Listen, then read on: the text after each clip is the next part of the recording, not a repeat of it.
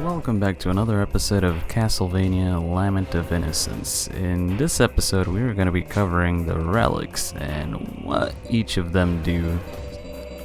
We're going to be starting out with the Black Bishop, which raises your attack temporarily. Pretty simple. And first I'm going to show how much damage I do. There you see, without the Black Bishop, those are my basic attacks.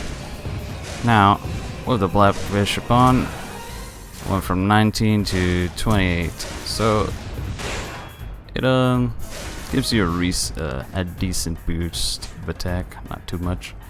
Second, we're going to check out the White Bishop, which raises your defense. Let's take some damage first. We took 18, 13, and 18. Now we're going to be using the White Bishop and see how much damage we take. So it reduces it by around 9 points as well.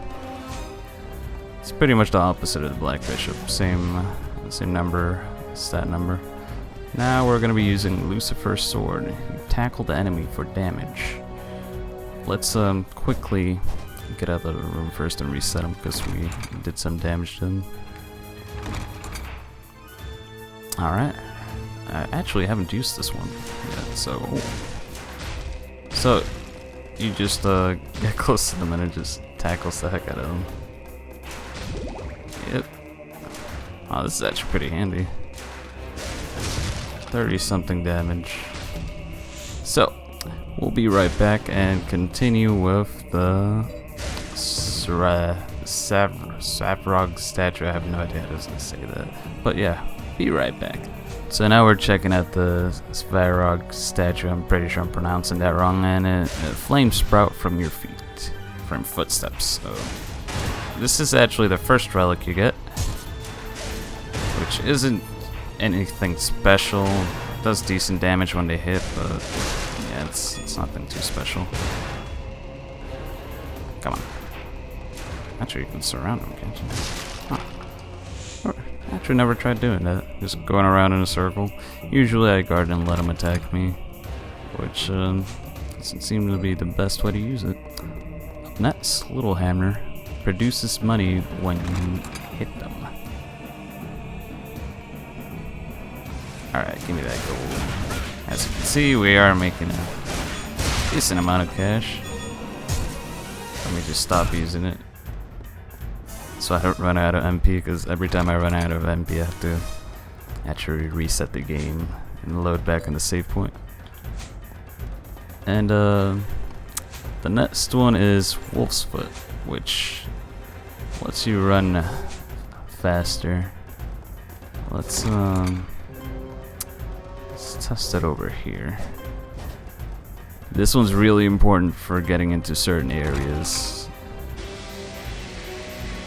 which are only accessible by using Wolf's Foot. So let me show you how fast you run. You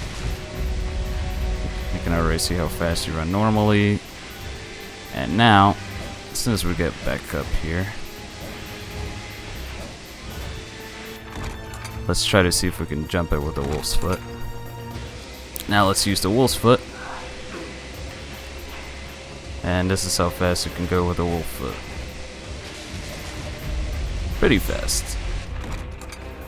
It's really, you need it for a good amount of puzzles, so the sooner you get it, the better. Now the next one is the Saisei Incense.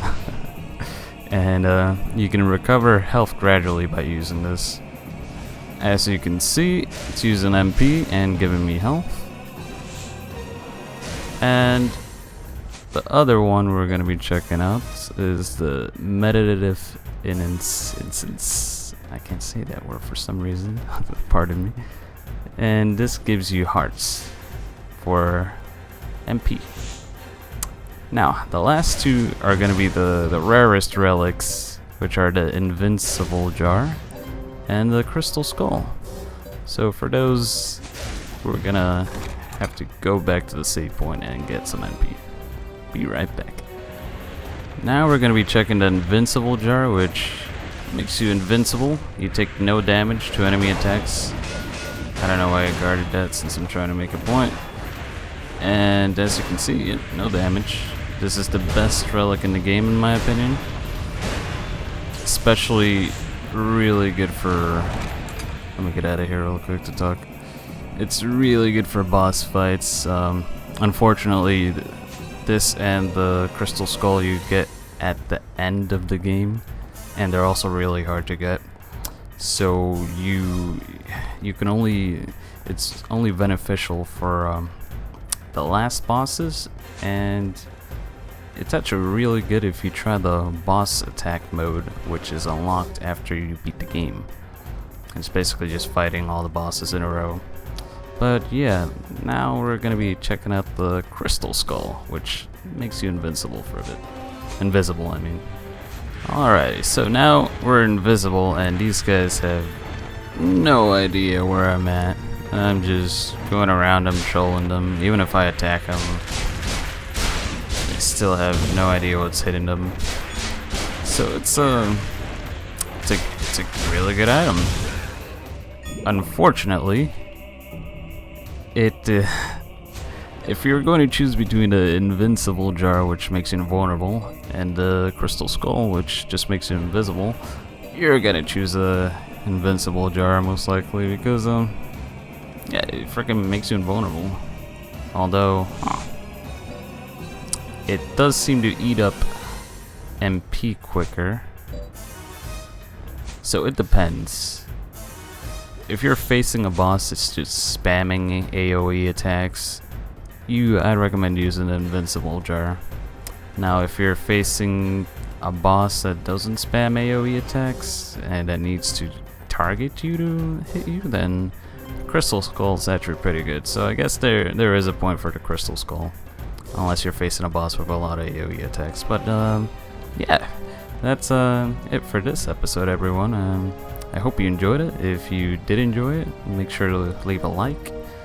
And if you like the content, make sure to subscribe, because I have a bunch of other Castlevania videos, and I'm planning on making a few more.